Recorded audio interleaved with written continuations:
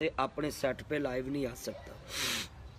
वो लामा खादम हुसैन रिजवी साहब की मैंने पोस्टें लगाई थी, तो उस वजह से मेरा तब का जो है ना आईडी ब्लॉक की हुई है।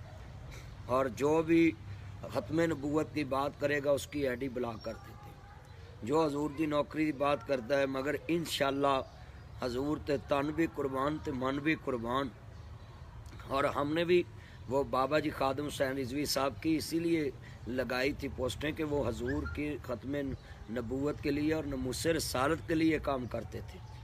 और जो भी नमूस रसालत के लिए और ख़त्म नबूवत के लिए काम करे, लामा शहीर मेरे भाई शहीर सियालवी साहब है, वो देखें रिहा हो गए हैं, उन पे मुकदमा भी ख़त्म होना चाहिए। हम पुरज़ोर मज़म्मत करते हैं इसकी। देखें ना कि जो भी वो मस्जिद वज़ीर खां में हुआ और उसके सामने ढोल बाजे बजाए गए, तो ये मस्जिदों का एहतराम तो नहीं ना, ये तो मस्जिद की तौहीन हुई। तो वो बेचारा शहीर सियालवी इतना ख़त्म नबूवत का सरगर्म सिपाही और भाई सगीर असद, तो इन्होंने फिर स्ट्रगल करके उसकी ज़मानत कराई है। हम भी आवाज़ उठाते रहे, सभी आवाज़ उठाते हैं।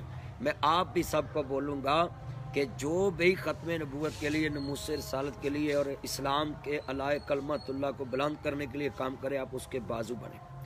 और जो इन पे इल्ज़ाम लगाए, ये पाकिस्तान में बड़ा आसान काम हो गया। जिसको मर्जी जनाब ये दुनिया वाले जनाब कह देते हैं फ़लाँ गद्दार है, फ़लाँ एजेंट है। ये तो काम चल पड़ा है, ये ट्रेंड चल पड़ा है कि कोई भी आदमी काम करता है ख़त्म नबूवत का, तो उसके साथ कोई ना कोई लेवल लगा देते।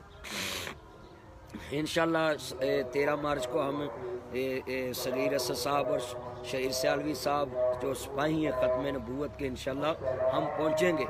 सारे मेरे चन, मेरे मक्खन, मेरी मलाई जो जितने सुने हैं, जी जी बिल्कुल बिल्कुल, मेरे चन, मेरे मक्खन सगीर असद साहब और शहीद सियालवी साहब और जितने ख़त्म नबूवत के सिपाही, हम उनके बेलौस सिपाही हैं। ये अज़ान सुन लें।